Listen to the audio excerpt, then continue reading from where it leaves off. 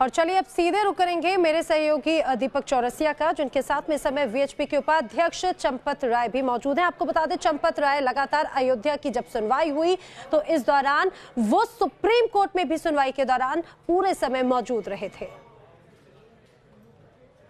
राम जन्मभूमि आंदोलन में ऐसे कई सारे लोग हैं जिन्होंने अपनी पूरी जिंदगी लगा दी। ऐसे ही एक शख्स हैं विश्व हिंदू परिषद के अंतर्राष्ट्रीय उपाध्यक्ष चंपत राय जी, जो इस पूरी कानूनी प्रक्रिया पर नजर रखे हुए थे और जब से श्री राम जन्मभूमि आंदोलन शुरू हुआ है तब से विश्व हिंदू परिषद के कार्यकर्ता के तौर पर सीधे इससे जुड़े रहे हैं। चंपत राय जी आने वाले समय में मंदिर को बनवाने में एक महत्वपूर्ण भूमिका विश्व हिंदू परिषद की तरफ से अदा करेंगे। वो इस वक्त विश्व हिंदू परिषद के हेडक्वार्टर संकट मोचन मंदिर से हमारे साथ है। चंपत जी, सबसे पहले तो आपको बहुत बहुत बधाई, क्योंकि अदालत का जो फैसला आया है उससे श्री राम जी के मंदिर बनने का रास्ता अब साफ हो गया है।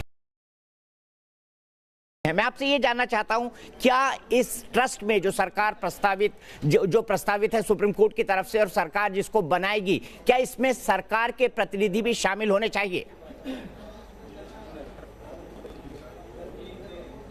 देखिए, कोई ट्रस्ट जब सरकार बनाएगी तो सरकार का प्रतिनिधि, ये एक बड़ा व्यापक शब्द हो गया। प्रधानमंत्री स्वयं वो भी सरकार के प्रतिनिधि हैं, कोई मंत्री वो भी प्रतिनिधि हैं। तो प्रतिनिधि बड़ा एक व्यापक शब्द है, इसलिए प्रतिनिधि से क्या अर्थ है ये समझना कठिन है। लेकिन मैं ऐसा चाहता हूं कि जो भी लोग रहें वो समाज के निष्प्रह, केवल निस्वार्थ भाव से काम करने वाले लोग हों। ठीक है, आपने मंदिर में जो भगवान को ऑफरिंग दी जाती है वो भगवान का धन है, उसका उपयोग अपने शरीर के लिए न करने वाले लोग हों। तो फिर वो कोई भी हो सकते हैं, वो सब सरकार के प्रतिनिधि, जनता के प्रतिनिधि, इसका कोई फर्क नहीं पड़ता है। चंपत राय जी, बड़ा सवाल यह है कि कुछ लोग कह रहे हैं कि सोमनाथ मंदिर का जो ट्रस्ट बना है उसके तर्ज पर यह ट्रस्ट बने। सोमनाथ मंदिर के अगर ट्रस्ट की बात करें तो उसमें प्रधानमंत्री जी भी हैं, उसमें गृह मंत्री अमित शाह जी भी हैं, उसमें लालकृष्ण आडवाणी जी भी हैं। तो आप चाहेंगे कि ऐसे लोग, प्रधानमंत्री या गृह मंत्री जो पदेन हो, वो इसके अंदर शामिल हो? देखिए, शुरुआत करिए सोमनाथ ट्रस्ट की। जब वो बना तो कभी उसमें सरदार पटेल रहते थे, कन्हैयालाल माणिकलाल मुंशी रहते थे, काका साहब कालेलकर रहते थे। तो ये कैसे लोग थे?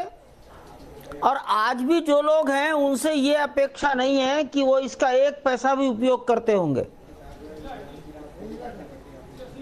बस ये महत्वपूर्ण बात है कि भगवान के समर्पण का, भगवान की संपत्ति का उपयोग भगवान के कार्य के लिए, समाज के कार्य के लिए।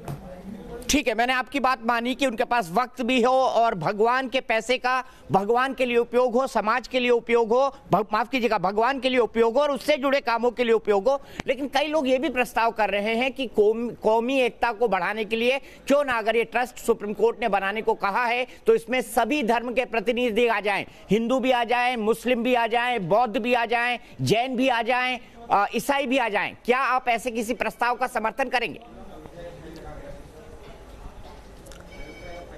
ये किसी की व्यक्तिगत बातचीत हो सकती है, तो अत्यधिक अव्यवहारिक विषय है। कोई दुनिया में, भारत में कोई ऐसा स्थान हो तो बताओ, उसकी नकल की जाए। तो ये एक बड़ा, बुद्धि बहुत विशाल होती है मनुष्य की। तो सिद्धांततः आप ऐसे प्रस्ताव से सहमत नहीं दिखाई दे रहे चंपत राय जी? आपको, आप कह रहे हैं बुद्धि बहुत विशाल होती है, तो सिद्धांततः आप नहीं चाहते कि जो राम को पूजते हैं, जो राम को मानते हैं, जो सनातन धर्मी हैं, उनके अलावा और किसी धर्म के लोग इस ट्रस्ट के अंदर शामिल हो?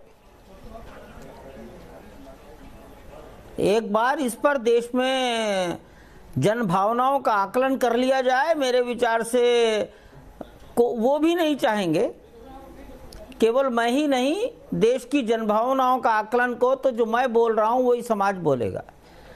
तो आप वीएचपी के उपाध्यक्ष चंपत राय को सुन रहे थे, जो अयोध्या मंदिर निर्माण के लिए ट्रस्ट बनाए जाने को लेकर अपनी बात रख रहे थे। फिलहाल यहाँ पर रुक रहे कुछ ही पलों के लिए, खबरें आगे भी जारी है।